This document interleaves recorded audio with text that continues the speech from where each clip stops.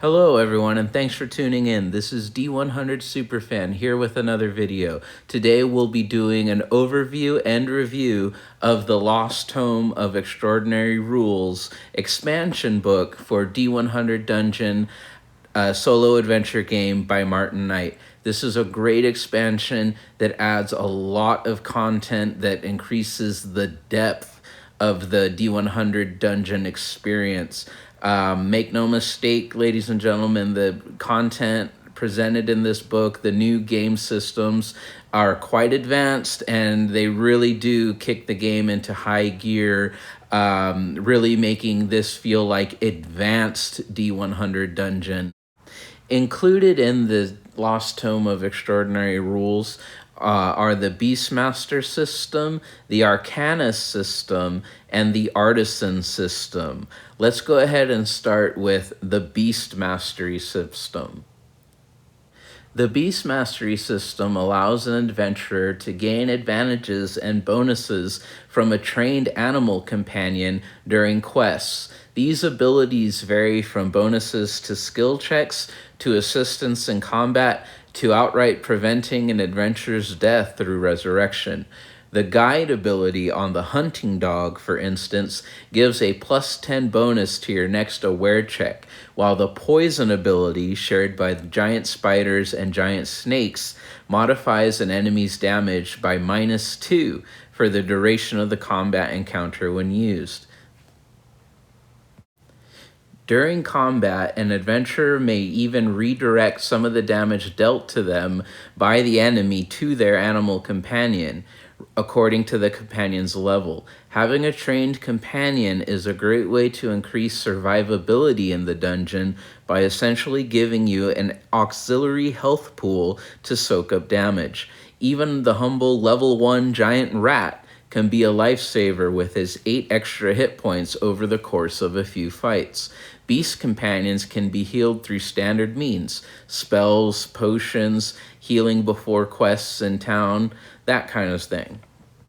Beasts can be acquired either through the market before each quest by rolling on table Y and paying the listed price in gold pieces, or by taming them mid-quest. It should also be noted that tamed companions can also be sold for gold pieces in the market, so a savvy adventurer may make it a point to grab a few giant rats to sell for 300 gold piece each during their first few quests to generate a bit of extra funds when starting out. It should be noted that an adventurer may only have one beast companion at a time. The Artisan system is a huge new addition included in the Lost Tome of Extraordinary Rules. This system allows you to not only dismantle and craft your own weapons and armor, but with the right materials, it also allows you to make equipment up to the superior and even legendary levels. The Artisan system introduces a new characteristic called Art, and new skills called Salvage and Crafting. These skills start out low, but can be increased like the other characteristics and skills by rolling 10 or below during a check, or by paying for training between quests. A player can expect to have more failures than successes when they are new to the Artisan system, but with training and practice, your skill and chances of success will increase. Once the Artisan system is unlocked, a player also has the opportunity to acquire crafting materials from the dungeon itself. During a search action, a player may make a dungeon salvage check, and if successful, the adventurer finds a bit of material that can be identified once the adventurer is back in town. This material may be a scrap of leather, or an ingot of iron, or rare and valuable topaz crystals used in the forging of legendary equipment. Being able to craft your own armor and weapons is a great way to fill in the gaps on your character sheet and work towards specific upgrades to your gear once you have the proper schematic. For instance, you could save your leather to craft a cloak to finally have an armor piece on your back slot, then later salvage that and make a legendary spell cloak once you have the schematic and topaz crystals. There is a rather large buy-in to have access to the Artisan System, approximately 2,200 gold pieces, but once unlocked, the adventurer has more options for acquiring new and upgraded gear, and that is hugely valuable to all adventurers, from low-level characters using standard equipment to mid- and high-level characters decked out in greater, superior, and legendary gear. Next is the Arkanis Advanced Caster System. This system allows well-versed casters to take their magic abilities to the next level by adding in different and distinct orders of magic, each with their own spell lists. Druids, warlocks, sorcerers, and arcane wizards can choose to join the alchemy, elements, illusion, invocation, psyche, summoning, or esoteric orders of magic, though there are a few restrictions based on class. The esoteric order is available only to arcane wizards, for instance, but has the advantage of being able to use spells from all the other orders of magic. The spells that are exclusive to the various orders of magic are written in their own separate spell book and are often much more potent than basic spells and scrolls. For instance, the reinforced armor spell from the Order of Invocation empowers all of an adventurer's armor so that they only shade half a pip of damage when putting damage onto their equipment's durability, much like a shield. Each spell added to their order's spellbook increases the caster's rank within their order, which unlocks new abilities that are always available to the Arcanist, such as being able to cancel an enemy's dark magic, or block their escape, or being able to rearrange your spells within your spell books. That's a hugely beneficial advantage that's only available to Arcanists who have added a few spells to their order spell book.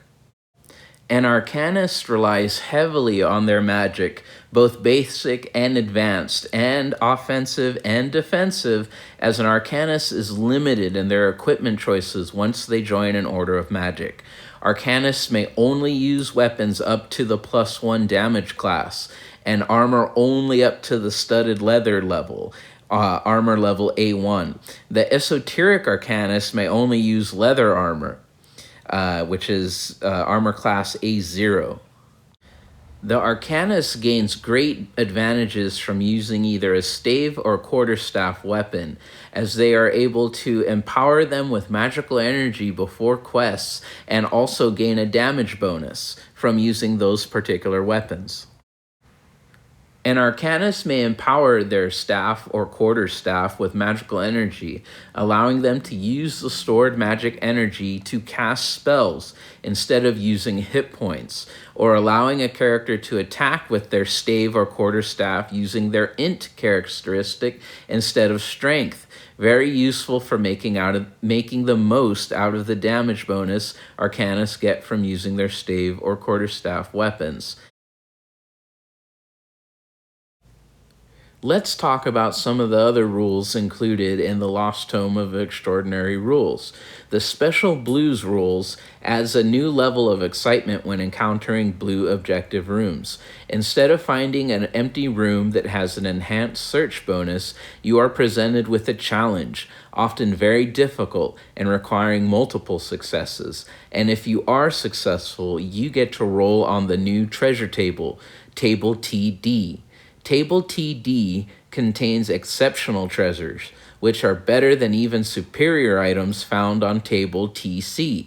They are very grand, quite valuable, and can greatly increase your character's strength. Some smaller but very worthwhile additions included are the combat experience and property systems.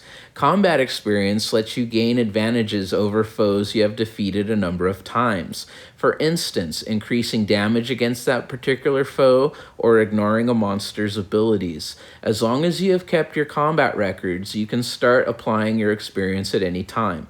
Property allows an adventurer to store and secure their favorite items for later use, or may be used as a kind of vault to show off rare and valuable loot and treasures. Real estate is quite expensive and requires financial upkeep between every quest, so a player may want to wait until they have a very strong baseline of gear, spells, and systems unlocked before investing in property.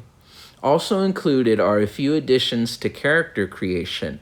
There are now champion hero paths that allow a player to roll or create a very powerful character that is a champion of their race: dwarf, elf, human, or halfling. These champions are more flexible and powerful in their starting stats and skills. There are also quick adventure and quick equipment options that allow for simple one-roll character creation and a quick one-roll way of acquiring relevant starting equipment for your character's chosen hero path. For example, dexterity-based characters can start with dexterity-based weapons, and strength-based characters can start with strength-based weapons.